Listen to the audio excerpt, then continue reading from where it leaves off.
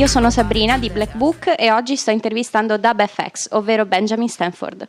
Ciao, Ciao, come va? benissimo. Allora, in questo momento sei a Praga? Uh, Sono in Czech Republic, in Ostrava. Ah, ok, perfetto. Sei in tour? Sì, per ora ho già fatto 17 dati in 30 giorni. Sei stato anche in Italia, quindi? Sì, ho fatto 4 date in Italia, sono stato in Milano, poi Roma, Firenze e poi Bologna. Hai diviso il palco con i Die Antwoord. Com'è stato per te? Ma è stato abbastanza forte. A me mi è sempre piaciuto loro come personaggi. La musica non è il mio genere tanto, però mi piace quello che fanno. Cioè, però, perché non è possibile essere veramente così negativi in verità, no? Io invece, siccome ho scelto tanto tempo fa di fare solo cose positive. Beh, a proposito di generi, insomma, come hai iniziato a fare beatbox? Cosa ti ha fatto decidere di fare questo genere? Io ho cominciato a fare beatbox quando avevo 15-16 anni a scuola in Australia. Avevo degli amici che volevano freestyle, no? Mhm. Quando si faceva merende tutto quanto. E allora bisognava avere un beat. E io facevo questo beat, facevo semplice, via. E poi con degli anni continuavo a provare queste cose e cercare di fare nuovi basi con la bocca, però non l'avevo mai preso sul serio perché c'erano tanti altri ragazzi che erano molto più bravi di me e sono ancora sempre più bravi di me. Però ho deciso di fare un tour dell'Europa 7 anni fa da solo e volevo fare tipo artista di strada e Mhm. cercavo modi di fare la mia musica per la strada qualche, in un modo che non dovevo portare altra gente con me, potevo fare da solo. Quindi Mhm. avevo due cose che facevo. Prima avevo un iPod e avevo le basi che suonavo e io cantavo e suonavo la chitarra sopra. Però Mhm. avevo anche questo loop station che era lì per quando magari non avevo più pezzi da suonare e c'era ancora un pubblico lì che volevano ascoltare la musica. Allora avevo questo loop station che facevo un beatbox molto veloce e poi facevo i cover sopra con la chitarra e da lì iniziò a usare anche il loop station. Ho visto che alla gente piaceva più questa cosa, che quando facevo il beatbox e lo mettevo nel loop station e mandavo in loop quelle cose e montavo i pezzi così, ho visto che la gente erano ancora più interessati e quindi allora ho cominciato a fare solo la mia musica in questo modo. Cioè, è fantastico come parli italiano, io sono veramente sconvolta, cioè, complimenti davvero. Grazie. E ho visto, insomma, che sei uno street performance artist. Ti possiamo definire così. Quali sono state, insomma, le decisioni più importanti che ti hanno portato a lasciare l'Australia per partire e portare la tua musica nelle strade? Ma per me, io fino a 23 anni volevo essere un pop star.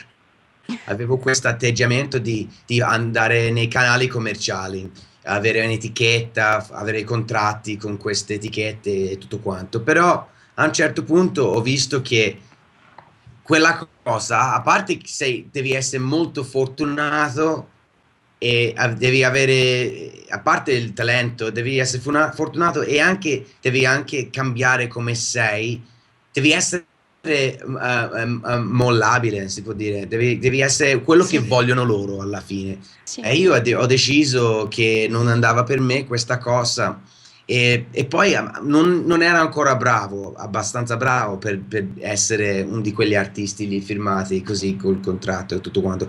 Quindi ho deciso, via, io voglio viaggiare uguale, voglio avere esperienze di vita e poi magari dopo che avevo messo in testa che magari dopo aver fatto un tour d'Europa sulle strade potrei scrivere dei pezzi per un nuovo album che magari poi con l'album lì potrei fare successo.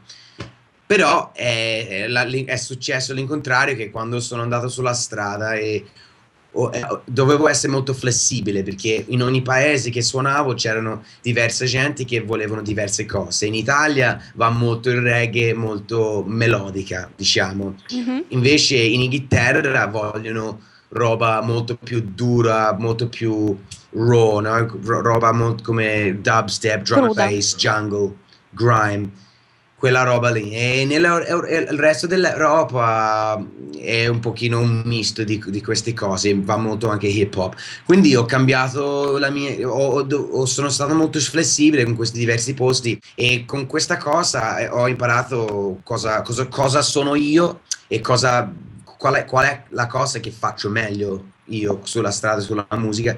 E da lì ho cominciato ad avere queste fan base che ha cominciato sulla strada e ora sono 7 anni e ormai ho un bel pubblico. A proposito di paragoni fra i vari paesi, fra l'Australia per esempio e l'Europa, che differenze ci sono che tu senti come artista? Ma l'Australia è abbastanza spenta, sono bravissimi dei musicisti lì, anche artisti, è il pubblico, la problema è che in Australia ci sono 21 milioni di persone Mhm. in un continente grande come l'Europa. In Italia ci sono, che so, 70-80 mila milioni, 60 circa, sì. 60. E Italia è piccolo come la provincia di Victoria, dove sto io, capito? Quindi c'è più in Europa ci sono più occasioni.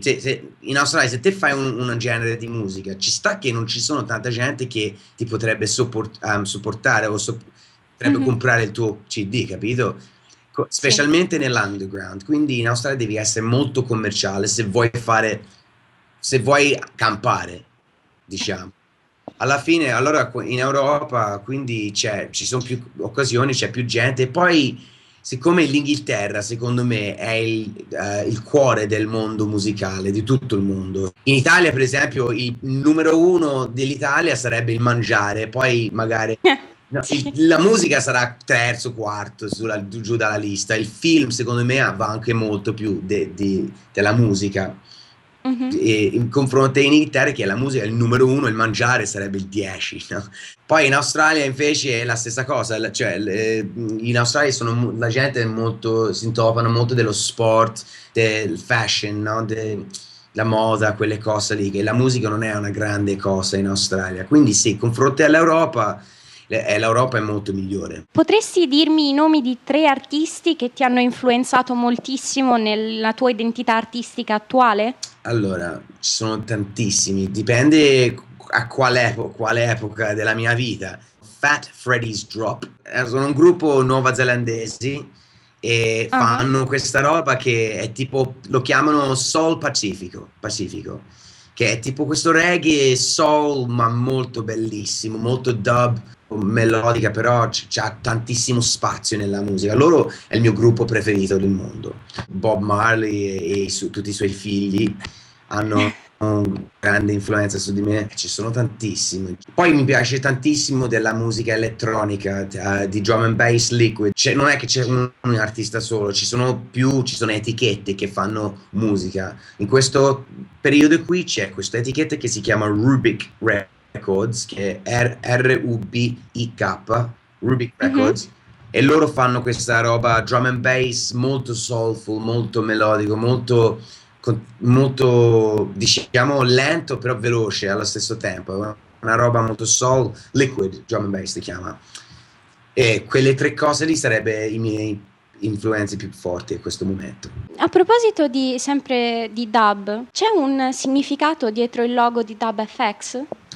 Allora, Il tuo logo, insomma. sì, io avevo questo gruppo in Australia, vabbè, suonavo con 5 o 6 diversi gruppi. Avevo jazz, un gruppo hip hop, un gruppo heavy metal, avevo un gruppo funk e tutta questa roba diversa. E poi cantavo anche con i DJ su house e sui breakbeat. E quindi da 18 anni a 23 anni mi sono immerso in questa musica, diversi tipi di generi. Volevo imparare più che potevo in quel periodo lì.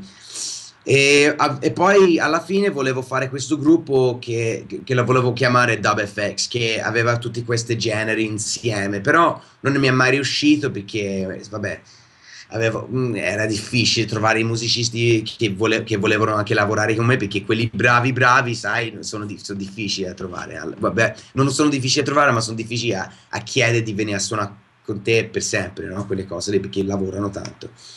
Allora ho deciso di andare per l'Europa e a quel punto lì mi sono chiamato Benjamin, il mio nome, però andavo su Mhm. quel nome lì con questa roba pop reggae con la chitarra. Però quando sono arrivato in Inghilterra e suonavo per la strada lì, la gente, tutti questi ragazzetti che facevano rap, no? Venivano su di me e mi dicevano fai un grime beat. Io dicevo, ma che è un grime beat? E prendevano i telefonini e mi facevano sentire questa musica grime. Allora, vabbè, no, provo a fare questa roba qui. Allora, e dubstep, volevano dubstep, jungle, grime, questa roba qui. Allora ho cominciato a fare questa musica e poi dicevano, vai, dammi il microfono. Gli davano il microfono, loro sparavano questi rimi velocissimi. E allora, e tutti i giorni io gli chiedevo, ma te come ti chiami? E loro Blizzard, e un altro, io mi chiamo Hurricane. E avevano questi nomi così, no? Io, quando mi chiedevano a me come mi chiamavo, io dicevo Benjamin, tutti ridevano.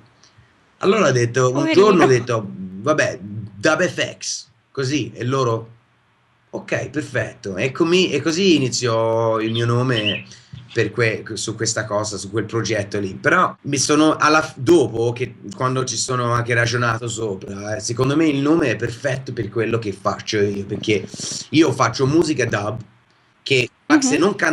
non cantavo sopra questa musica sarebbe un dub perché ci sono i bassi e batterie e tanti effetti sopra. Infatti poi uso tanti effetti sulla voce, quindi dub FX è anche perfetto per quello che faccio. Invece non pensi che per esempio la tua musica potrebbe fare da colonna sonora a delle serie come Breaking Bad o The Walking Dead? Magari, boh, non so, se mi chiedono glielo do volentieri, ma boh, io non ci penso a quelle cose lì. Io invece io mi metto più focus sul momento quando canto per la strada o su un palco. Per me la cosa più importante è far muovere la gente davanti a me.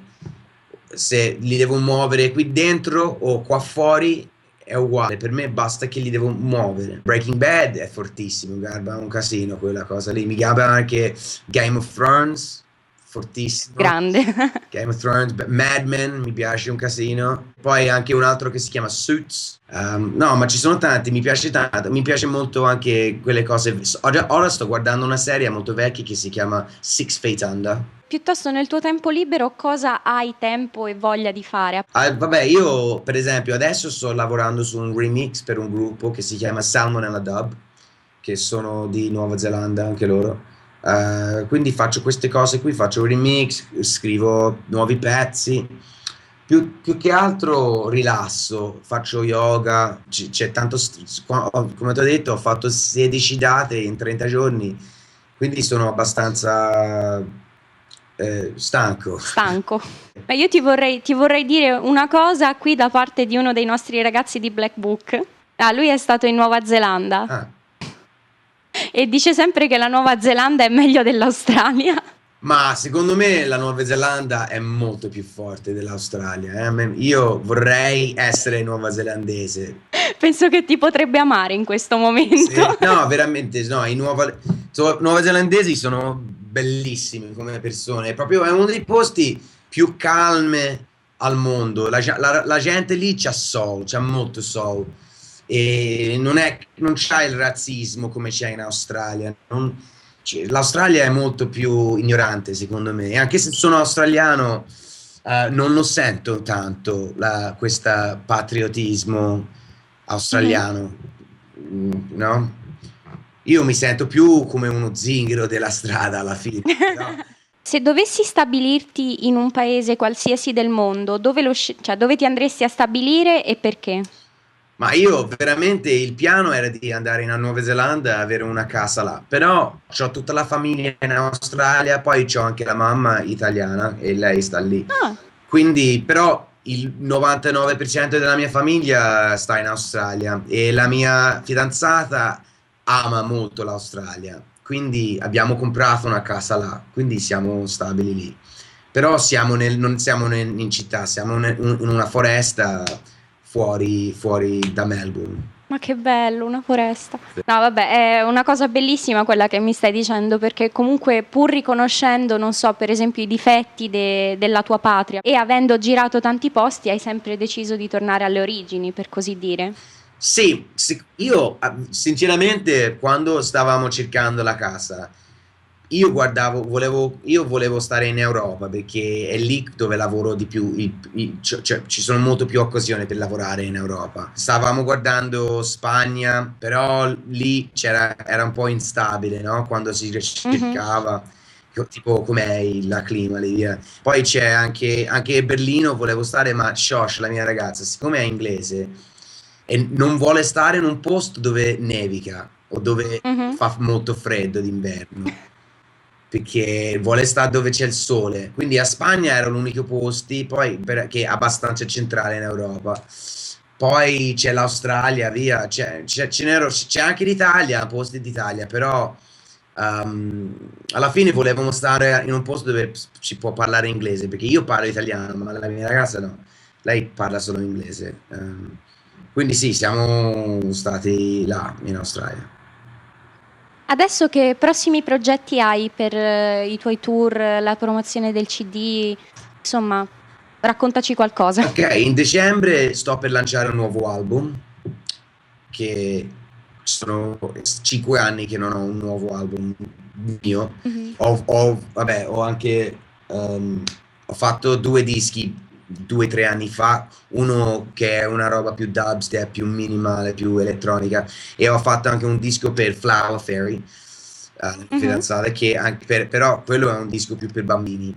Abbiamo fatto quella cosa lì. Quindi sì, questo nuovo disco stiamo per lanciare questa cosa e stiamo anche per lanciare un coso, che, non so come spiegarlo in italiano, si chiama un pledge campaign, tipo Mhm. crowdfunding, come Kickstarter. Sì, sì, sì. Presente, vai. Insomma, sì, stiamo per lanciare questa cosa che sarà una cosa abbastanza esclusiva che i miei fan possono ordinare il nuovo disco in prevendita, però ci sarà Mhm. delle tracce esclusivi e roba, tantissime cose esclusive solo per questa cosa qui. Camicie, tante cose. Il Ho merchandising. anche della mia roba che uso dal vivo, tipo i miei pedali, sto anche mettendo anche quelle cose a parte per fare questa cosa, perché dipende quanto vuoi dare, no? Per questo pledge si chiama, tipo, perché con i soldi non è che è solo una prevendita, i soldi poi vanno a parte per fare un tour mondiale solo per la strada, vogliamo fare proprio un tour della strada. Quindi invece di spendere tanto, tanto, tanto, vogliamo avere tipo raise the money, capito? Non so come spiegare, Sì, sì, una raccolta di fondi. capito? Esatto. Quindi questi soldi andranno a finanziare un tuo tour per le strade del mondo. Esatto, e vorrei anche, e siccome vogliamo anche usare un porzione di soldi per fare un video per ogni pezzo dell'album, quindi alcuni Mhm. saranno animati, alcuni saranno dal vivi come ho sempre fatto, alcuni non lo so, stiamo cercando artisti e ragazzi che ci vogliono lavorare con noi e a fare questa cosa qui. E anche per pagare, Perfetto. scusa, anche per pagare per dei remix da artisti bravi, bravi che costano.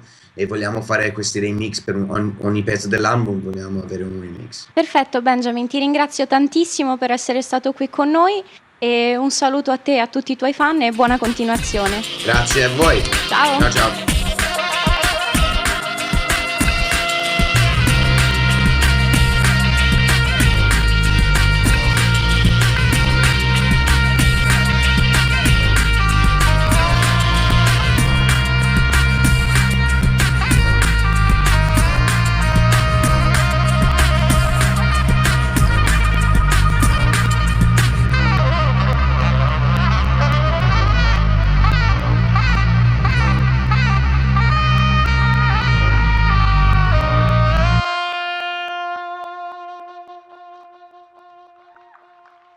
Yeah.